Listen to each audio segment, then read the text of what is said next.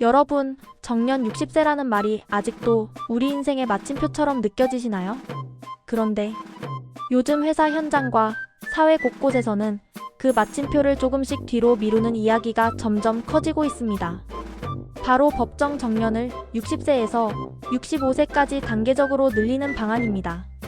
오늘은 이 논의가 왜 나왔는지, 정말 우리 삶에 어떤 영향을 주는지, 그리고 좋다, 나쁘다를 떠나서 우리가 현실적으로 무엇을 준비해야 하는지까지 한 번에 정리해드리겠습니다.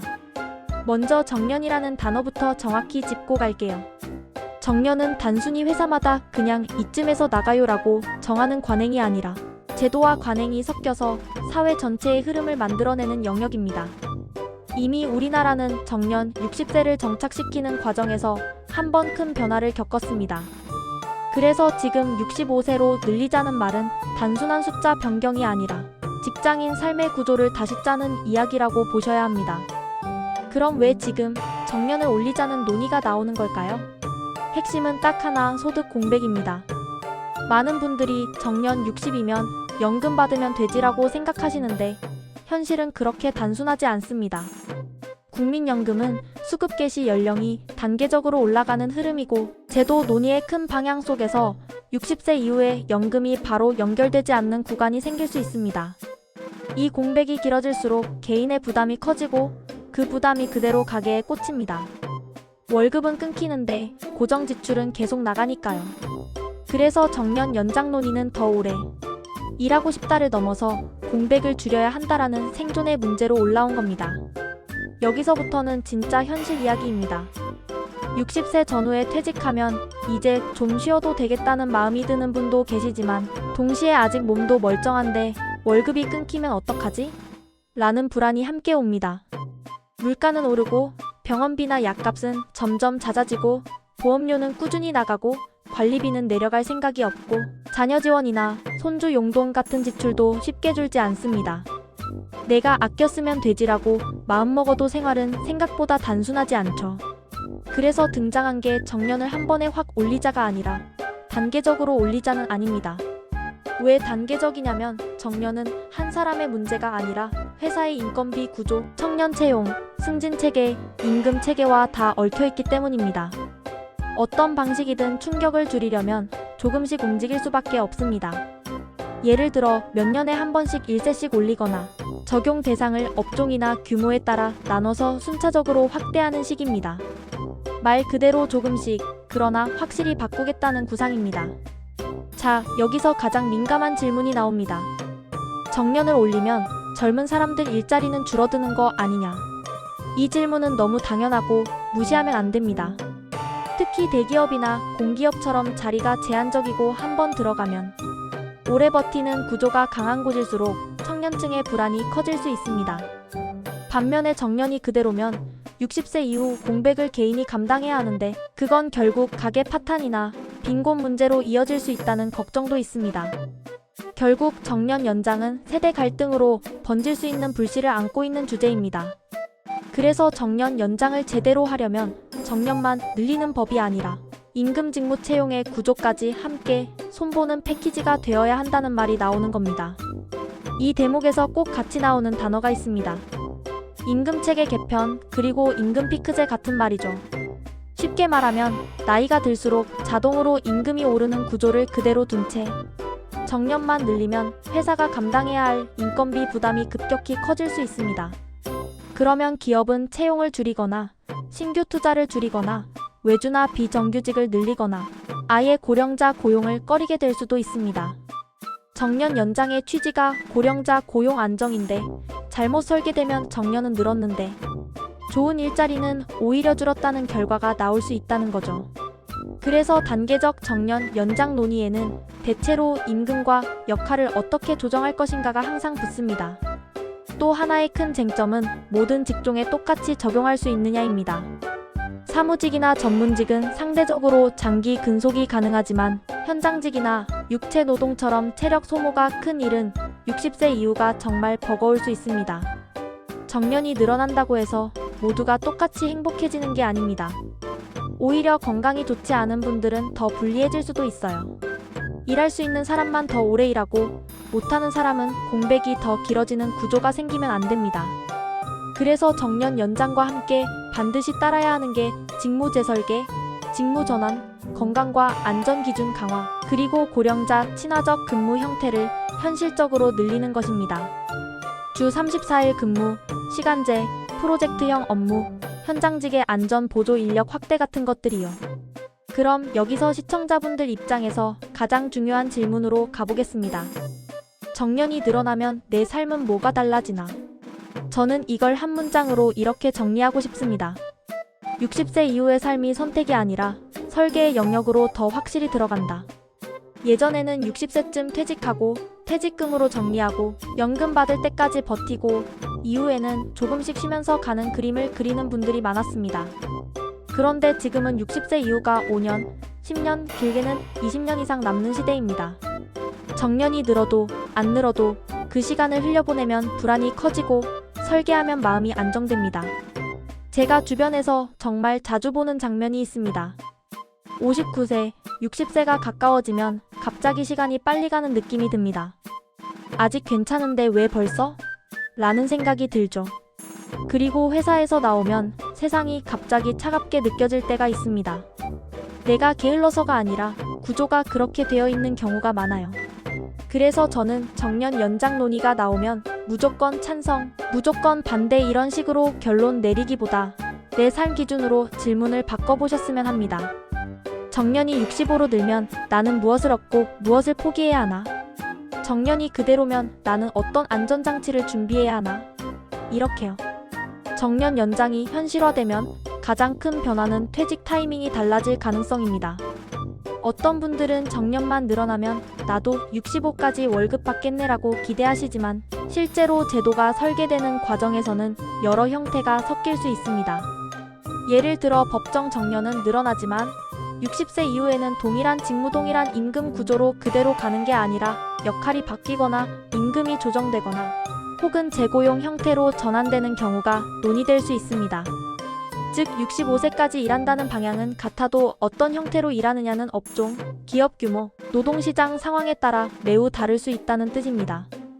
그래서 정년 연장 논의에서 가장 중요한 건 숫자가 아니라 형태입니다. 60세에서 65세로 늘어난다는 말만 듣고 기대했다가 막상 현실에서는 임금이 크게 줄고 업무는 더 애매해지고 고용 안정성은 불확실해지는 방식이면 그건 우리가 원하던 정년 연장이 아닐 겁니다. 반대로 임금은 일부 조정되더라도 고용이 안정되고 역할이 명확하고 건강을 해치지 않는 형태라면 많은 분들에게 실질적인 도움이 될 수 있죠. 그럼 정년 연장은 누가 가장 크게 체감할까요? 저는 두 그룹이라고 봅니다. 첫째는 정년이 있는 직장에 다니는 분들입니다. 정년이란 제도가 실제로 적용되는 사업장에 있는 분들은 법과 제도 변화가 곧 내 월급과 연결될 수 있어요. 둘째는 정년 이후 재취업을 준비하던 분들입니다. 정년 연장이 되면 재취업 시장으로 한꺼번에 쏟아져 나오던 인원이 일부 늦춰질 수 있고 이건 시장 전체에도 영향을 줍니다. 다만 이 변화가 모두에게 좋은 방향으로 작동하려면 제도 설계가 굉장히 정교해야 합니다. 여기서 한 가지 불편하지만 꼭 해야 하는 이야기가 있습니다. 정년 연장 논의는 정규직 중심으로 돌아가기 쉽다는 점입니다. 왜냐하면 정년이라는 제도 자체가 비교적 안정적인 고용 구조를 가진 곳에서 더 선명하게 작동하기 때문입니다. 하지만 현실에는 비정규직, 플랫폼 노동, 자영업, 프리랜서처럼 정년이 없는 일자리가 훨씬 많습니다. 즉 정년 연장이 진행되더라도 사회 전체의 불안이 한 번에 해결되지는 않습니다. 그래서 저는 정년 연장이 필요하다고 보더라도 동시에 정년 밖에 있는 사람들을 위한 정책과 시장 변화도 같이 가야 한다고 생각합니다. 예를 들면 중장년 재취업 훈련, 경력 전환 프로그램, 시간제 일자리 확대, 지역 기반 공공형 일자리, 그리고 무엇보다 고령자에게 적합한 민간 일자리 생태계를 키우는 것들이요. 그렇다면 우리는 개인적으로 무엇을 준비해야 할까요? 저는 준비를 거창하게 보지 않으셨으면 합니다. 60대 이후 준비는 대단한 재테크가 아니라 현실적인 생존 기술에 가깝습니다. 첫째는 건강입니다. 건강은 말로만 중요하지 실제로는 일이 끊기고 나서야 몸을 챙기는 분들이 많아요. 그런데 정년이 늘어나든 재고용으로 가든 결국 몸이 받쳐주지 않으면 선택권이 사라집니다. 둘째는 기술입니다. 여기서 기술은 꼭 자격증만 뜻하는 게 아닙니다. 컴퓨터 기본 문서 작업, 스마트폰 활용, 간단한 회계 정산, 고객응대 같은 실무 능력이 다음 일자리의 문을 열어줍니다. 셋째는 관계입니다. 회사 밖 네트워크가 없는 분일수록 퇴직 후에 더 외로워지고 정보도 늦습니다. 사람은 인맥으로만 사는 게 아니지만 정보는 확실히 사람을 타고 옵니다. 그리고 정말 현실적인 준비 하나를 꼭 말씀드릴게요. 연금과 퇴직금, 그리고 공백 기간의 현금 흐름을 계산해 보셔야 합니다. 대충 이 정도 나오겠지가 아니라 내가 60의 1을 그만둘 때 6,165 사이의 월 고정 지출이 얼마고 그걸 어디서 메울 건지, 국민연금 수급 시점은 언제고, 조기 수령을 할 건지 연기할 건지, 배우자와 합산하면 어떤지, 기초연금 가능성은 어떤지 이런 걸 적어보는 순간 마음이 안정됩니다.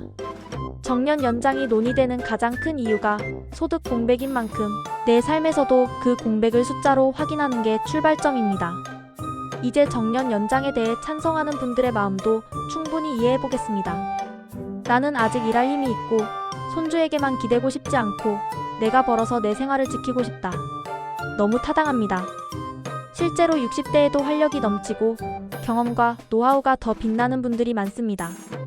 그분들에게 일할 기회와 안정적인 소득을 주는 건 개인에게도 사회에도 도움이 됩니다.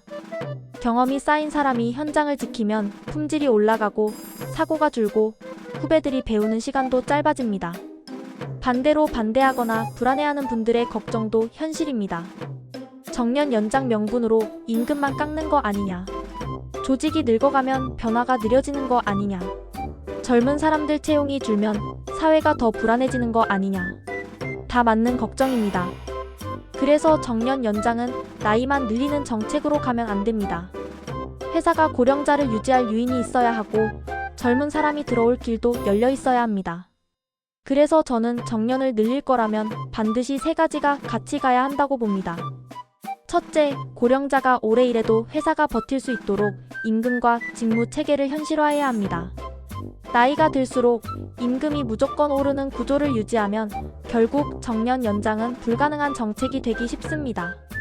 둘째, 청년 고용이 같이 늘 수 있도록 신규 투자와 산업 확장이 병행돼야 합니다.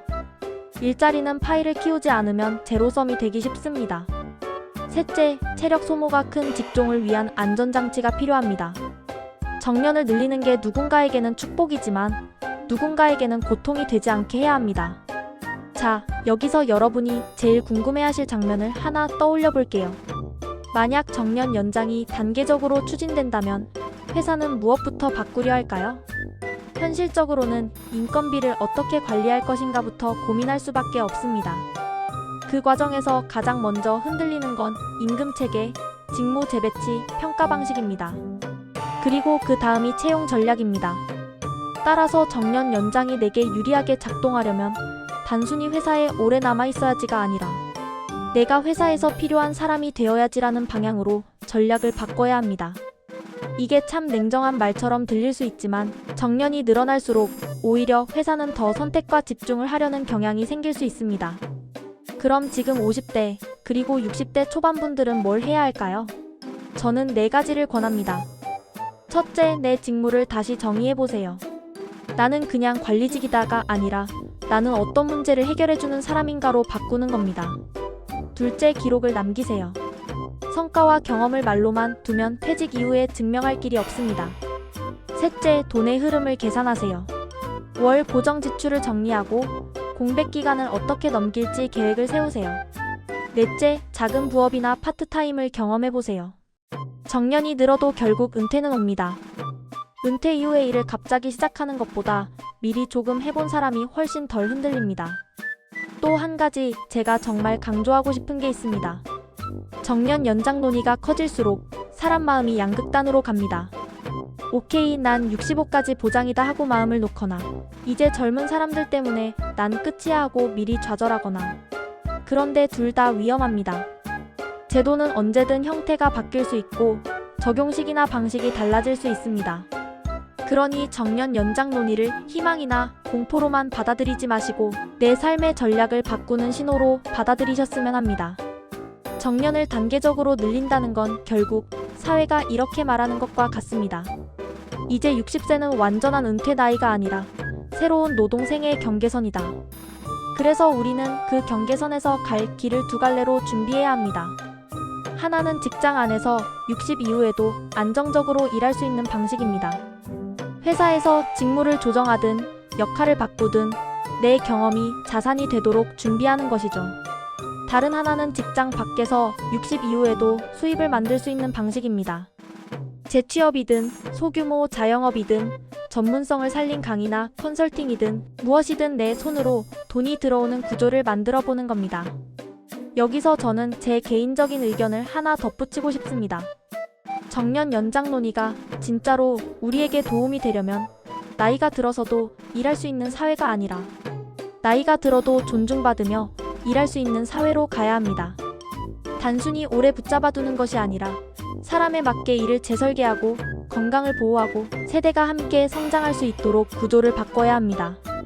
그렇지 않으면 정년 연장은 연장이 아니라 버티기가 됩니다. 버티기는 사람을 지치게 하고 가족을 힘들게 하고 결국 사회 전체를 피곤하게 만들 수 있습니다. 마지막으로 오늘 영상의 결론을 정리해 보겠습니다. 정년 60세를 65세로 단계적으로 늘리는 방안은 단순히 숫자를 바꾸는 정책이 아닙니다. 소득 공백을 줄이고 노후 빈곤을 줄이고 고령화 사회의 현실을 반영하려는 큰 흐름. 하지만 동시에 청년 고용, 기업 부담, 임금 체계, 직무 재설계 같은 복잡한 문제들이 얽혀 있어서 설계를 잘못하면 오히려 더 큰 갈등과 불안을 만들 수도 있습니다. 그래서 우리는 이 논의를 찬반으로만 소비하지 말고 내 삶의 관점에서 준비 신호로 받아들여야 합니다. 정년이 늘어도 준비는 필요하고 정년이 안 늘어도 준비는 더 필요합니다. 여러분, 60세 이후의 삶은 끝이 아니라 길입니다. 그 길이 불안하지 않도록 지금부터라도 내 건강, 내 기술, 내 돈의 흐름, 내 관계를 하나씩 정리해 보셨으면 좋겠습니다. 다음 영상에서는 정년 연장이 실제로 진행될 때 가장 많이 나오는 쟁점, 예를 들어 임금 피크제, 재고용, 직무 전환 같은 것들이 우리 월급과 삶에 어떻게 연결될 수 있는지 더 구체적으로 시나리오별로 풀어드리겠습니다. 오늘 내용이 도움되셨다면 주변의 50대, 60대 지인분들께도 꼭 공유해주세요. 이런 이야기는 아는 사람과 모르는 사람의 격차가 시간이 갈수록 크게 벌어지거든요.